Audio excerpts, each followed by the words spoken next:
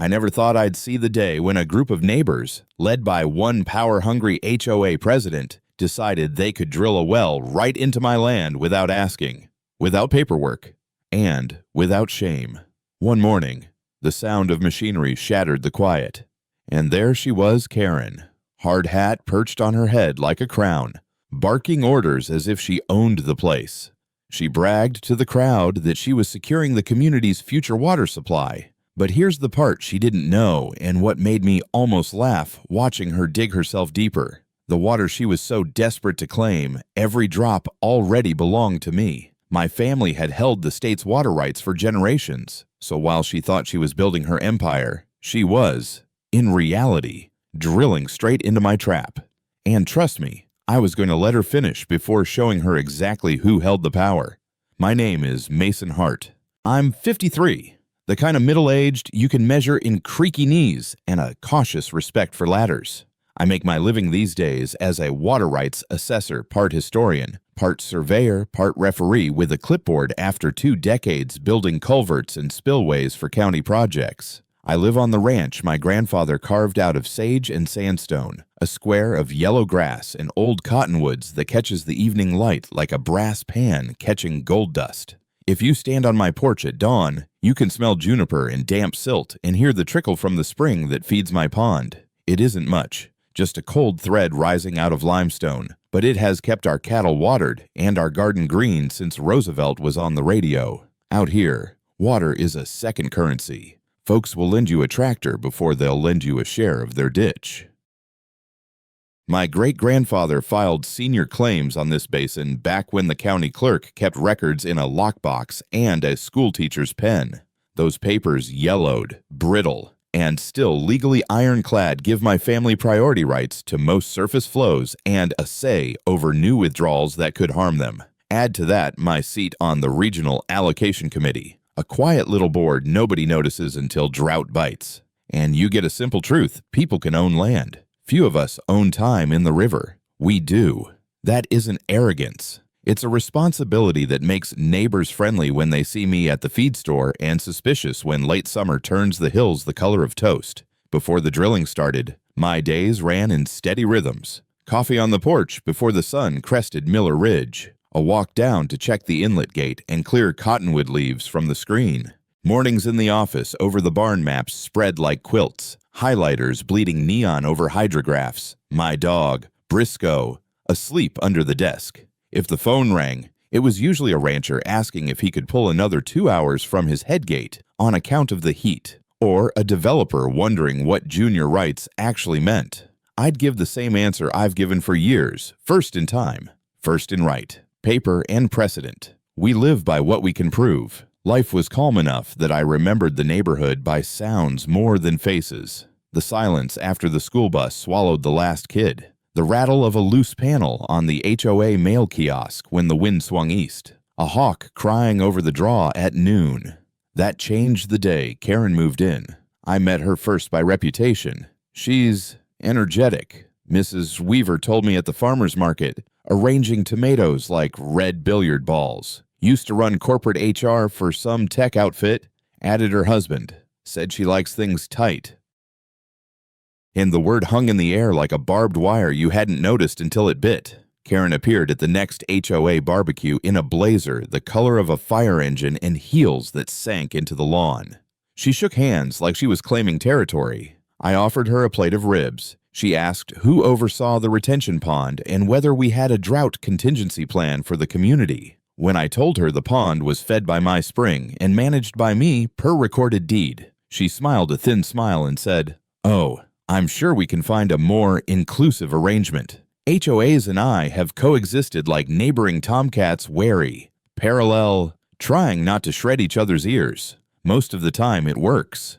You want to police holiday lights and mailbox colors? Be my guest. Just don't tell me which way my creek should flow." Karen didn't see a boundary. She saw a blank page waiting for her pen. Within a month, she'd been elected president. No surprise when half the neighborhood never votes and the newsletter turned from bake sales and lost cats to policy updates with bullet points and bolded deadlines. Water Security Initiative. One header read, paired with stock photos of smiling families cupping water in their hands. I should have recognized the telltale sign when people start saying security. They often mean control. It's not that I dislike order. I'm an engineer by training. I love rules that keep bridges standing. But water law is older and stranger than most rules on cul-de-sacs. It's a tree with roots you can't see. Good neighbors don't hack at roots because the leaves look thirsty. Karen believed in shortcuts the way gamblers believe in hot streaks. She saw 2 summer droughts, 3 glossy pamphlets about aquifers, and decided the HOA should liberate itself from dependence on private sources' My Spring, the old municipal line, the seasonal creek that flares with snowmelt and sleeps by July.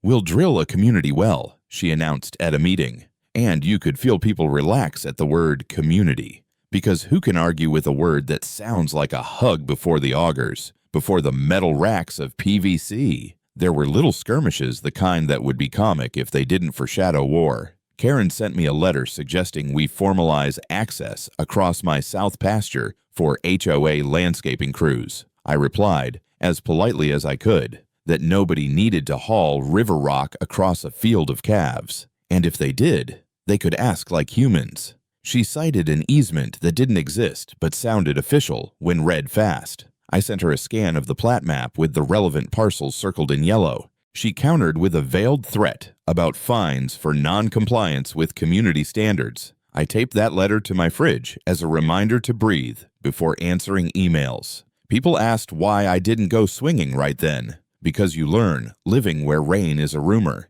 that patience is a tool. Drought makes you plan. Law makes you document. And bullies make their own rope if you let them keep pulling. So I kept my fence tight and my records tighter. I cleared my head at dusk with a slow walk along the ditch. I nodded to the same hawk patrolling the same sky. And I reminded myself that water forgets nothing. It always tells the truth if you listen long enough. Karen, for her part, mistook my quiet for surrender. She called special meetings. She formed a water task force stocked with enthusiastic people who'd never read a deed but liked lanyards. She hired a consultant from 3 counties over. I watched it all, not because I needed to learn anything new, but because I wanted to see exactly how far she'd try to stretch a rule before it snapped back. When the rumble of heavy equipment finally climbed out of the highway and rolled past the cottonwoods, I set my coffee down and stepped onto the porch. Briscoe lifted his head. Dust rose from the road like smoke. Somewhere inside that dust, a woman in a brand new hard hat smiled like a queen ascending a throne. Let us know where you're watching from today, and if you're new here, don't forget to like this video and subscribe to join our growing community. The first time I heard the drilling rig fire up, I thought someone had mistaken my road for a construction site. It was a Thursday morning, a thin veil of fog still clinging to the hollows, and the low metallic groan rolled across my pasture like thunder caught in a barrel. Briscoe barked, ears sharp as arrows, and I walked out with a coffee cup steaming in my hand. That's when I saw them 2 flatbeds grinding up dust, hauling equipment tall enough to block the rising sun. And at the head of it, perched in a white SUV like a general at parade, was Karen. She hopped out in designer boots, clipboard in hand, and shouted over the rumble, "Gentlemen, mark the site, HOA parcel number 47, only there was no such parcel." She pointed to a strip of my land, my deeded, surveyed, clearly fenced land as casually as if she were claiming a parking space. I walked down, slow but steady, boots crunching gravel. "Morning," I said, raising the coffee like a toast. "Mind telling me why you're unloading on my side of the fence?" Karen's smile had that polished, corporate sheen, the kind meant to calm shareholders right before a merger guts their pensions. "Mason," she said, tilting her head just enough to seem patronizing. "This is a community initiative. We're securing water independence for all residents." "I sent out notices, maybe you overlooked them," I laughed once. "Short. I didn't overlook anything. And you're not sinking steel into my ground." She didn't flinch. In fact, she leaned closer, lowering her voice just enough so only I could hear. "You can either cooperate and look like a team player, or you can stand in the way of progress and make yourself the villain. Either way, the well is happening." That was the spark. Not the paperwork she fabricated, not the survey flags her crew planted crooked across my pasture, no. It was that smug certainty in her tone, the sound of someone who thought the law bent toward whoever shouted loudest. I stepped back, let the coffee cool in my hand, and said, "Do what you need to do. Just remember, everything leaves a record." By noon, the rigs were boring into the ground like mechanical termites. Workers in hard hats hauled lengths of pipe, voices echoing across the ridge. HOA members gathered in lawn chairs with coolers like it was a summer picnic, clapping when the first plume of dust shot skyward. Karen strutted among them, shaking hands, tossing phrases like sustainability and long-term vision. If it weren't my property, they were trespassing on. I might have admired the choreography, but the audacity lit a fire in me I hadn't felt since I was 30, knee-deep in a county project where contractors tried to cut corners with flood walls. The same steady burn, the same vow not to be rolled over by arrogance in a shiny suit. I tried the polite route first. I walked over with copies of my plat maps and pointed out the boundary markers, steel pins driven into the soil by licensed surveyors, painted orange for visibility. Karen skimmed them, shrugged, and said, "Boundaries are fluid when the greater good is at stake." I called the county sheriff's office. The deputy who arrived was a kid who'd graduated high school 2 summers back, nervous fingers on his ticket pad. He looked from me to Karen and said, "This sounds civil, not criminal. You folks should sort it out in court." Karen patted his arm, thanked him for keeping the peace, and sent him away with a plate of cookies from her HOA hospitality table. Neighbors I'd known for decades started shifting uneasily. Maybe she's got a point. One said, "Water's tight. A community well could be useful." I asked him if he realized she was drilling on my property without a permit. He mumbled something about not wanting trouble with the HOA and walked off. Fear is contagious, and Karen knew it. She spread it like a gardener sowing seeds, row by row, until good people doubted what they knew was right. The HOA newsletter turned into her soapbox. Community well project underway. The headline blared, with a photo of Karen smiling in front of the drilling rig. The caption read, "A brighter, water-secure future for all our families." Not a word about deeds, not a mention of the land's true owner. When I tore the page from the mailbox board and crumpled it, 2 neighbors frowned as if I were vandalizing holy scripture. I could have rushed into court that week, filed an injunction, and shut the circus down. But years in this business had taught me the deeper they dig, the harder they fall when you pull the rug. Karen wasn't just building a well, she was building a rope to hang herself with. Every unauthorized bore, every trespass, every dollar spent without a permit that was evidence piling higher than her rig. Still, watching it unfold tested every ounce of patience in me. Briscoe growled at night when the floodlights from their site glared across my fields. The hum of generators replaced the crickets I'd listened to for years. My quiet mornings vanished under the grind of steel teeth chewing into limestone. I'd sit on my porch, fists clenched on the armrests, telling myself, not yet. Let her dig deeper. The worst part, Karen enjoyed it.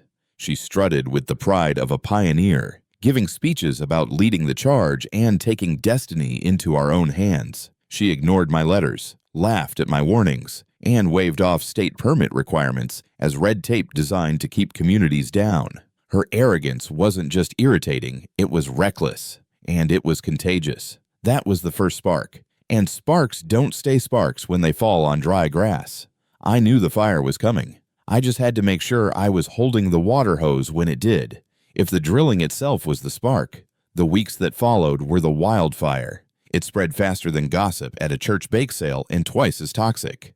What began as one rig on my land soon became a circus bright orange fencing, shiny signs that read Community Well Project, sponsored by your HOA, and Karen parading around like she was cutting the ribbon at a state fair. I remember standing at the edge of my pasture, hat pulled low against the morning glare, watching a backhoe carve a path through my topsoil. "You're trespassing," I said to the foreman, pointing to the property line flagged in neon paint. He shrugged, muttered something about being hired by the HOA, and went back to hollering at his crew. When I pressed Karen about it, she smiled like a cat in cream. "You're welcome to access the water once it's operational." she said sweetly. But of course, there will be a usage fee. Community maintenance isn't free. A fee for water that literally rose from under my land. The audacity of it could have been funny if it weren't so enraging. Then came the fencing.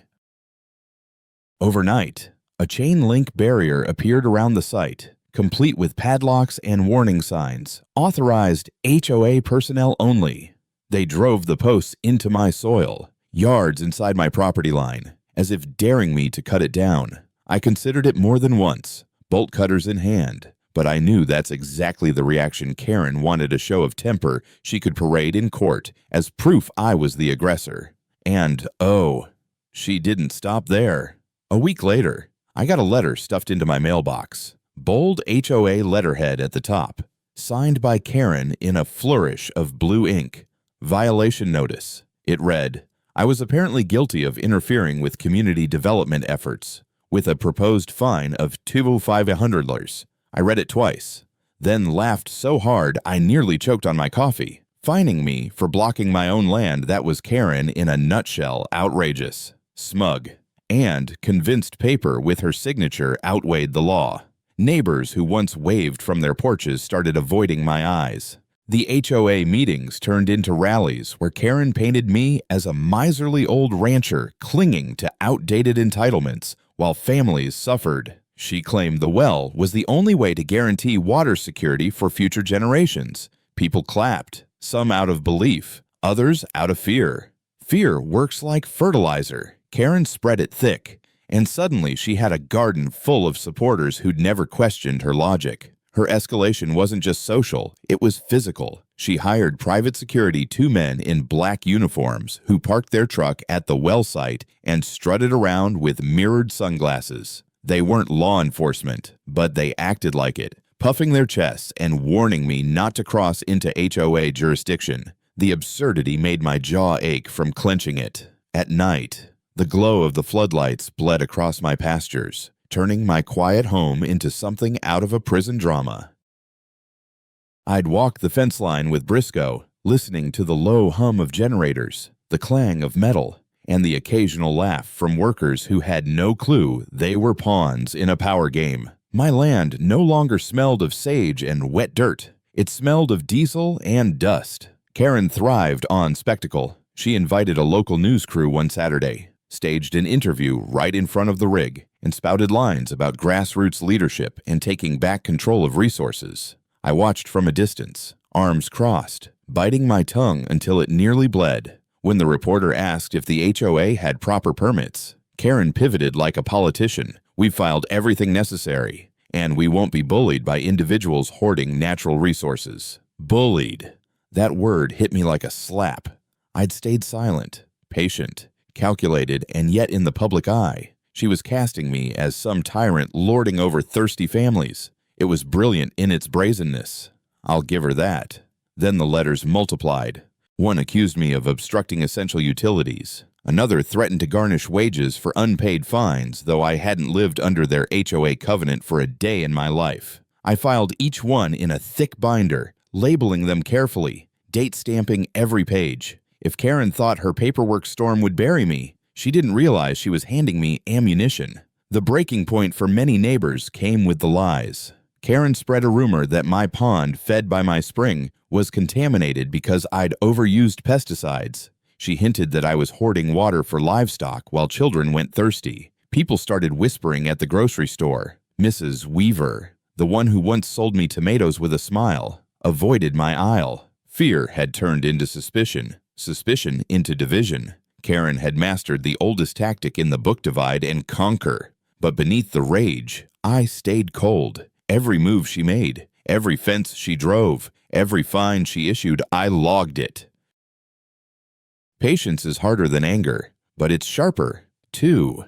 I reminded myself of that each night, sitting under the dim lamp in my office, the binder of evidence growing heavier by the week. Still, I'd be lying if I said the pressure didn't mount. My phone rang off the hook with neighbors demanding explanations, accusing me of selfishness. Strangers drove by slow, gawking at the fenced-off site. Even Briscoe grew restless, pacing the porch like he sensed my unease. I'd built a life out here around peace, And Karen had bulldozed that piece with one outrageous claim after another. She was escalating, daring me to break, but I had no intention of giving her the satisfaction. Not yet. She was writing checks her ego couldn't cash. And soon, the Bank of the State would come calling. And when it did, I'd be ready. Every bully leaves footprints. Some leave them in dust, others in ink.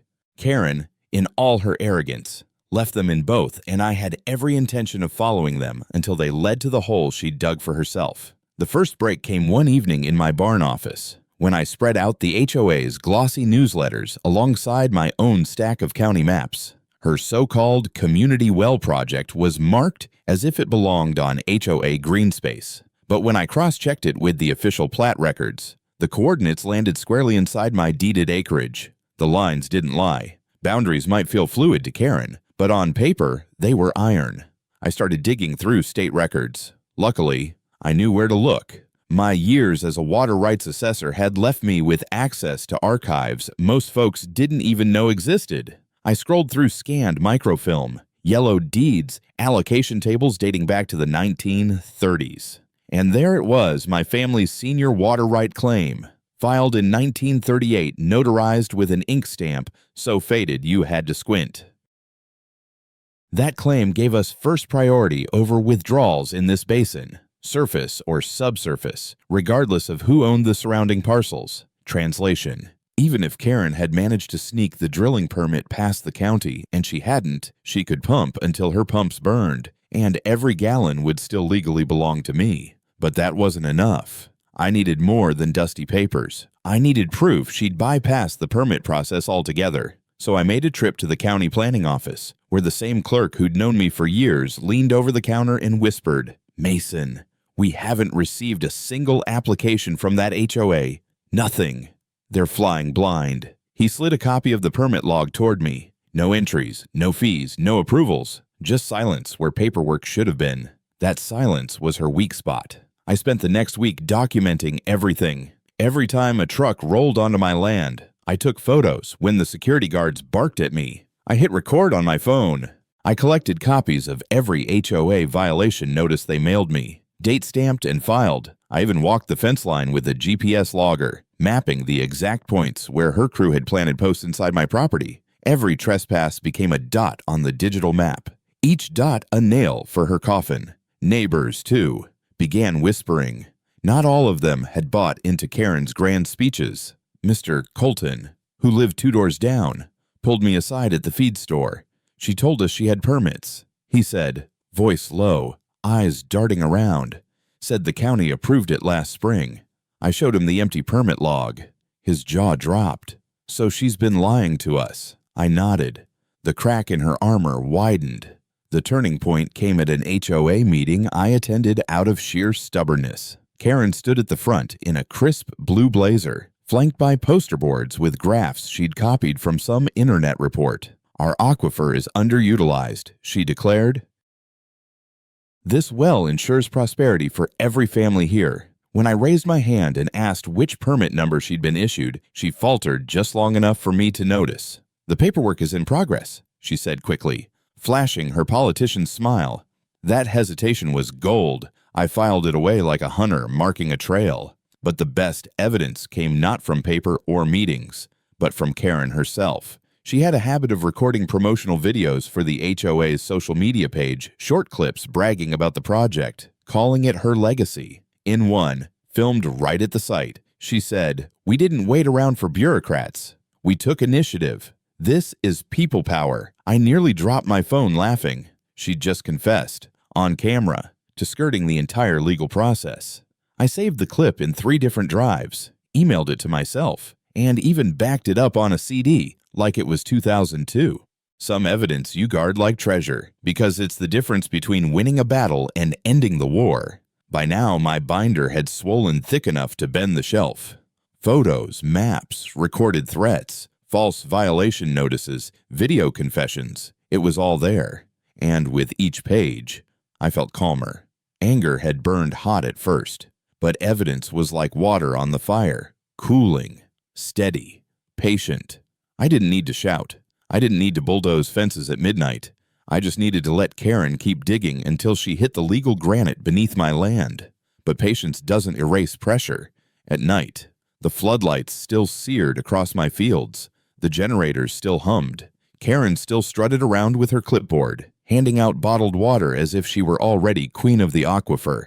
Yet I'd stopped grinding my teeth, because now I knew something she didn't. She wasn't building a well. She was building a case for me. And when the time came to spring the trap, I'd have everything I needed. Still, I held my cards close. You can't win against someone like Karen by showing your hand too soon. She believed she was invincible, untouchable, destined to carve her name into stone. I intended to let her believe it a little longer, because the higher she climbed, the harder she'd fall when gravity disguised as law pulled her back to earth. The weakness was there, plain as day, and soon the whole community would see it too. When a bully senses they're losing ground, they don't retreat gracefully, they double down. And that's exactly what Karen did. The more cracks appeared in her plan, the more desperate her moves became. It was as if she thought sheer aggression could patch the holes that law and fact were already ripping wide open. The first counterpunch landed in my mailbox. A thick envelope, heavier than usual, stuffed with legalese. Inside was a letter from a law firm 2 counties over, embossed header, gold foil lettering. The works. According to them, I was willfully interfering with a community infrastructure project. They threatened to sue me for damages exceeding $250,000. I read it twice, then chuckled. Karen had apparently convinced her HOA board to burn through community dues on outside counsel. They had no permits, no rights, and no jurisdiction over my land. Still, the intimidation was clear. She wanted me to sweat, to fold under the weight of threats. But I didn't fold. I slipped the letter into my growing binder, labeled it Exhibit 37, and carried on. Not 2 days later, 2 sheriff's cruisers pulled up my drive, lights flashing. Briscoe barked himself hoarse as deputies stepped out. "Mr. Hart," one said, "we received a report you were trespassing and vandalizing HOA property." I stared at him, then laughed out loud. "HOA property? You mean the well site that's on my deeded land?" "Want me to show you the records?" They exchanged looks, uncomfortable. One muttered something about just responding to a call and left without so much as a warning. Karen, of course, had been standing at the property line the whole time, phone in hand, filming the entire encounter. I could hear her later, bragging at a meeting. "We had to call law enforcement to protect our well. Mason's out of control." That was her style, manufacture drama. Twist the narrative. Keep people guessing who the villain really was. Next came the fines. Not 1, not 2, but 3 separate violation notices arrived within a week. One accused me of obstructing community traffic because my tractor was parked near the south fence. Another claimed I'd engaged in threatening behavior toward HOA contractors. The last one, a masterpiece of absurdity, declared that my barn lights at night were causing visual pollution, disrupting community cohesion. Each came with a fine attached, $1,000, $500, $2,000. By Karen's math, I supposedly owed the HOA more than $5,000. I tacked those notices on my office corkboard and smiled. Evidence, plain as day. But what really bit was her smear campaign. Karen was cunning with words. She started whispering to neighbors that I was unstable. "He's bitter," she'd say. "Living alone on that old ranch has made him unpredictable.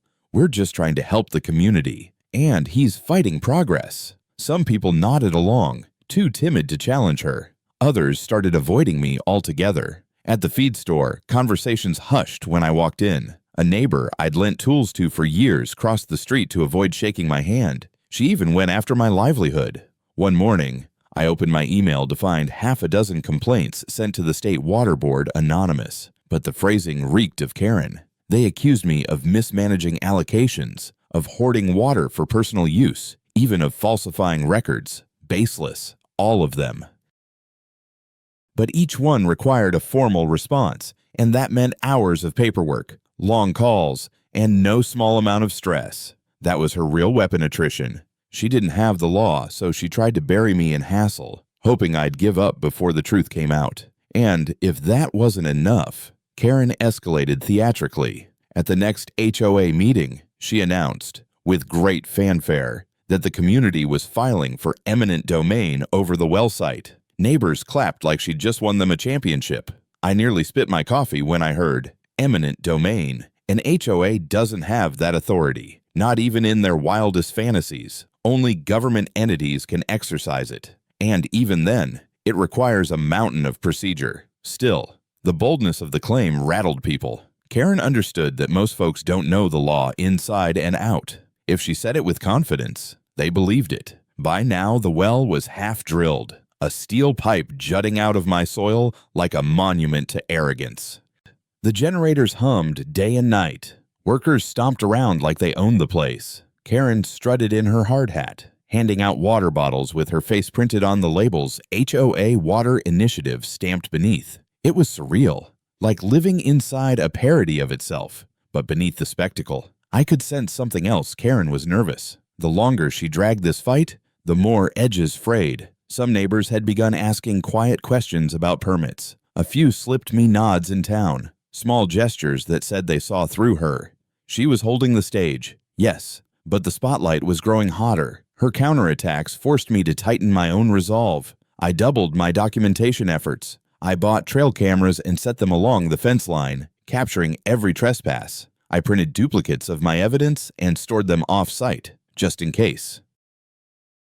I even contacted a friend at the state attorney's office, casually dropping hints about a developing situation in my county. His advice was simple: keep collecting. Let them hang themselves. Still, the pressure weighed heavy. Nights grew restless. I'd sit at my kitchen table long after midnight, maps and deeds spread out, coffee cold in the mug, wondering how far she'd go. Karen had resources, arrogance, and a crowd behind her. I had patience, proof, and the law, but law moves slowly, and arrogance moves fast. That was the essence of her counterattack: to make me feel alone, to paint me as the villain, to drown me in noise. And for a moment, just a flicker, I wondered if she might succeed. But then I'd glance at that binder, fat with evidence, and remind myself storms howl, but they always pass. And when the skies cleared, I'd be the one standing on solid ground. Karen had struck back with everything she had. But what she didn't realize was that every blow she threw only left her more exposed, and I was about ready to aim for the heart. By the time Karen's smear campaign reached its peak, my binder of evidence had grown thick as a family Bible. Every false violation notice, every trespass caught on camera, every recording of her bragging about bypassing permits, it was all there. Still, I knew evidence alone wasn't enough. You can have the truth, but if you don't have the right people to hear it, the truth just gathers dust on a shelf. So I began preparing for the strike. The first call I made was to the State Water Board, not to lodge a formal complaint at least. Not yet. Instead, I phoned an old colleague named Russell, a man I'd worked alongside back when we were both junior inspectors slogging through muddy fields and fighting off mosquitoes. Russell now carried the title of Senior Compliance Officer. He listened as I described the drilling on my land, the lack of permits, the HOA's brazen takeover. He didn't sound surprised. "We've been getting noise about that project," he said. "Anonymous tips, but nothing official. If you've got documents, Mason, you know the drill package it neat, with dates, GPS, and affidavits. We'll open a file." That was music to my ears.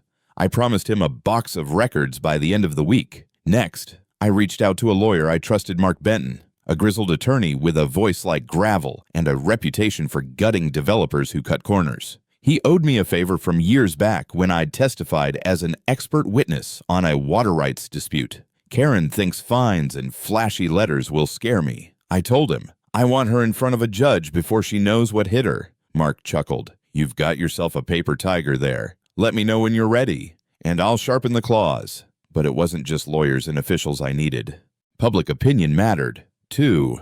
Karen had built her little empire on perception, on the story she spun about me being a greedy rancher hoarding resources. To counter that, I needed allies who remembered the truth. I started small, visiting neighbors one by one.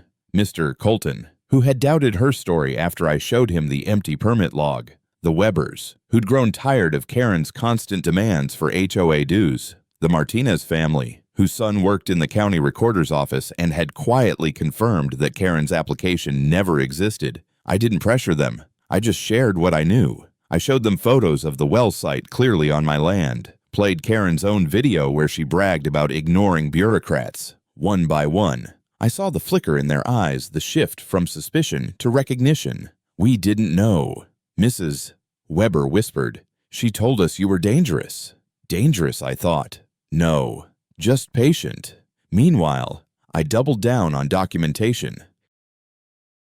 Trail cameras captured security guards strutting across my pasture, rifles slung over their shoulders. Audio recordings picked up Karen threatening me at the fence line. "You'll regret standing in the way of progress." I even managed to get a copy of the HOA's financial statement, leaked by a board member who'd grown uneasy. It showed they'd drained nearly half the association's reserves into the well project with no permit, no approval, nothing but Karen's signature authorizing payment. That wasn't just arrogance. That was fraud. Piece by piece, my trump card came together. Evidence of trespass, evidence of illegal drilling, evidence of misuse of HOA funds, and, most importantly, evidence that every gallon of water she pulled would legally revert to me under senior rights law. She wasn't just stealing land. She was trying to steal something the state itself recognized as mine. At night, I sat at my desk, binder open, lamp burning low.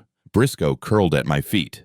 I imagined the moment Karen standing at the next HOA meeting, smug as ever, declaring victory, and then me, stepping forward, calm and steady, lowering the hammer of truth. The fantasy kept me steady when the floodlights outside glared too bright, and the sound of drills echoed too loud. Still, preparation wasn't just about paperwork.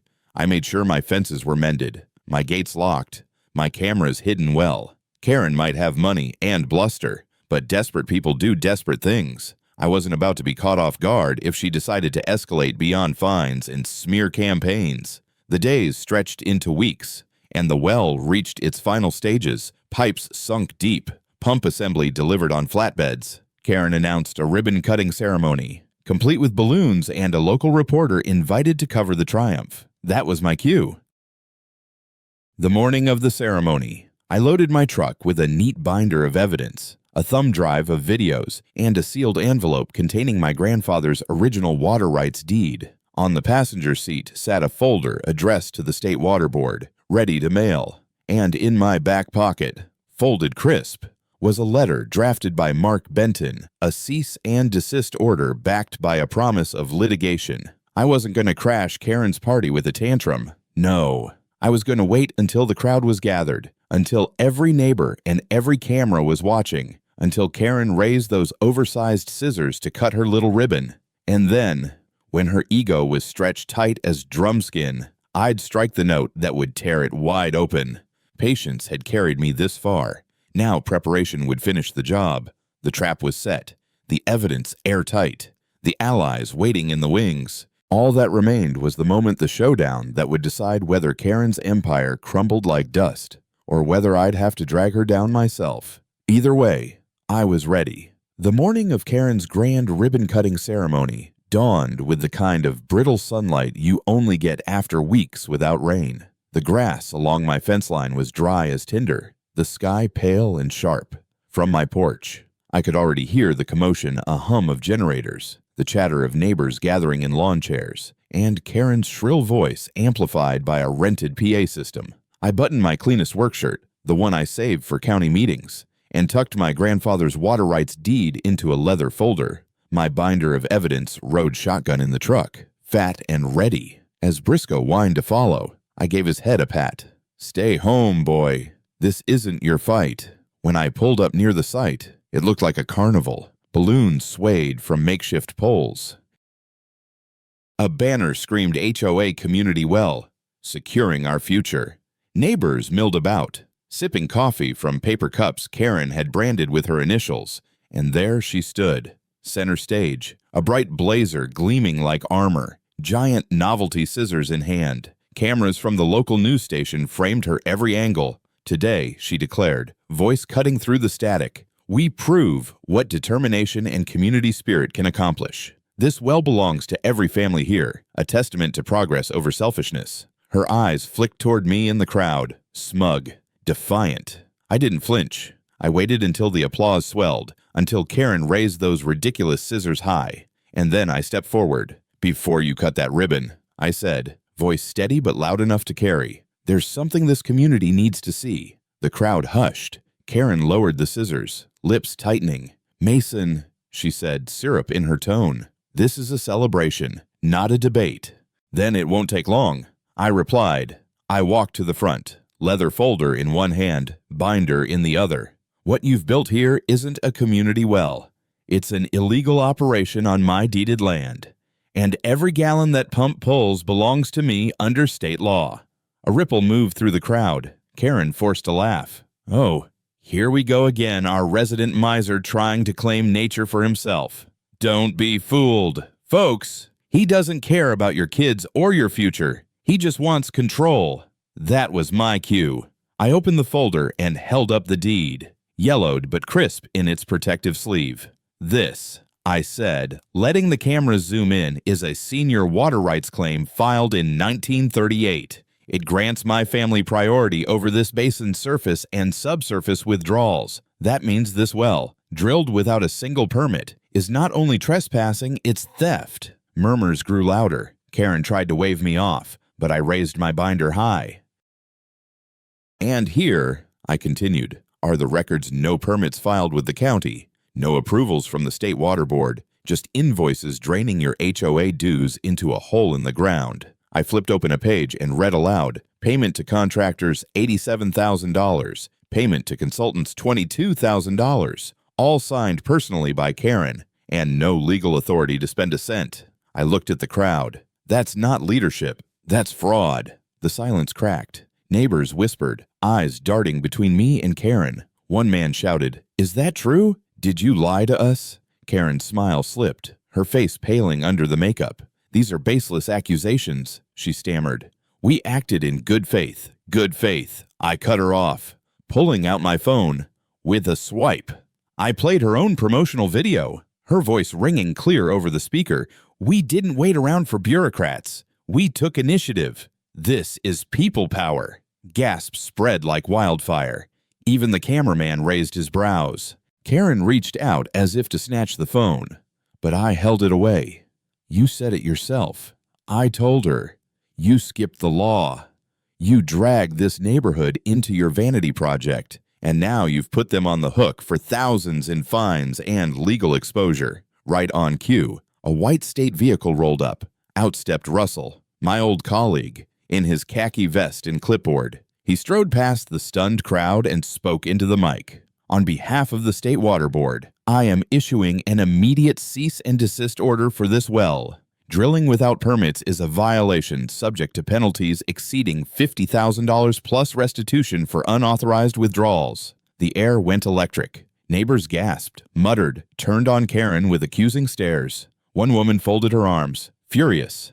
Another shook her head and walked away. Karen tried one last bluff, her voice cracking. "You don't understand, we needed this." He was hoarding the water. Russell fixed her with a steady gaze. "No.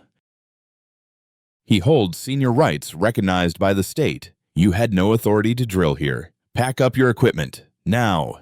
Karen's face drained of color. The scissors sagged in her hand. For the first time, she looked small, cornered, stripped of the stage she'd built. The applause she once commanded had turned to silence. And in that silence, her empire crumbled. Neighbors who cheered her now muttered words like liar and embezzler. Board members whispered among themselves, already plotting her removal. The security guards shuffled awkwardly, no orders left to follow. And me, I stood calm, binder closed, deed tucked away. Not triumphant, not gloating, just steady, like the river that keeps flowing long after storms fade. Karen dropped the scissors. They clattered on the pavement, sharp and hollow, like the last echo of her authority. The showdown was over, and she'd lost. The day after the showdown, my land was quiet again, eerily quiet, like a battlefield after the smoke clears. The floodlights that had once glared across my pasture were gone, the fences dismantled, the drilling rig hauled away in the middle of the night. Where there had been noise, diesel fumes, and Karen's speeches, there was now only a patch of scarred dirt and a half-bored hole capped with a bright red violation tag from the state. Briscoe sniffed at it like it was a dead animal, then turned away, uninterested. For the first time in weeks, I sat on my porch with my coffee and heard nothing but the wind through the cottonwoods and the distant lowing of cattle. Peace, that fragile thing Karen had shattered, was slowly stitching itself back together. But peace doesn't mean the storm left no wreckage. The HOA was in disarray. At the next meeting, held in the clubhouse, neighbors who'd once cheered Karen now demanded answers. "You lied to us," one shouted. "You spent our dues without approval," another barked. Karen, her bright blazers traded for a plain sweater, tried to spin it as a miscommunication, but the evidence was too heavy, too damning. When Russell from the water board stood up and outlined the fines, tens of thousands of dollars in penalties, plus restitution for trespass, the room went dead silent. The board voted that night to remove her as president. The motion passed unanimously, even by members who had once been her closest allies. Karen walked out without a word, her face ashen, her empire crumbled to dust. I didn't celebrate. Truth be told, I felt a strange sadness watching her unravel. For all her arrogance, for all her reckless ambition, Karen had once believed she was helping her community. But she let that belief rot into power hunger, into greed, until she couldn't tell the difference between serving neighbors and ruling over them. That's the poison of unchecked authority. It convinces people that their will is law. Neighbors began drifting back to me in the weeks that followed. Mr. Colton stopped by with a pie, mumbling an apology for doubting me. The Webbers offered to help reseed the pasture where the drilling had chewed it up. Even Mrs. Weaver, who had once crossed the grocery store aisle to avoid me, showed up at my fence with tears in her eyes. "We should have trusted you, Mason," she said softly. "We let her scare us." I waved it off. Forgiveness costs less than grudges, and life is too short to hoard bitterness like gold. The state fines nearly bankrupted the HOA. Dues skyrocketed for a season, and people grumbled. But eventually a new board stepped in, wiser and humbler than before. They promised transparency, real transparency, not the glossy kind Karen had peddled. Whether they keep that promise is anyone's guess. But at least now the community knows how fragile trust can be. As for me, I carried on much as before. Mornings with coffee on the porch. Afternoons tending the spring, walking the fence line with Briscoe. My binder of evidence sat on the shelf. A reminder of how close things had come to spinning out of control. And my grandfather's deed, fragile and yellowed, I had framed behind glass, not out of pride, but as a lesson rights mean nothing if you don't defend them. I won't pretend I came out unscathed. Weeks of tension had carved deeper lines into my face, worn grooves into my patience. But I came out wiser, steadier, more certain than ever that bullies win only if we let them.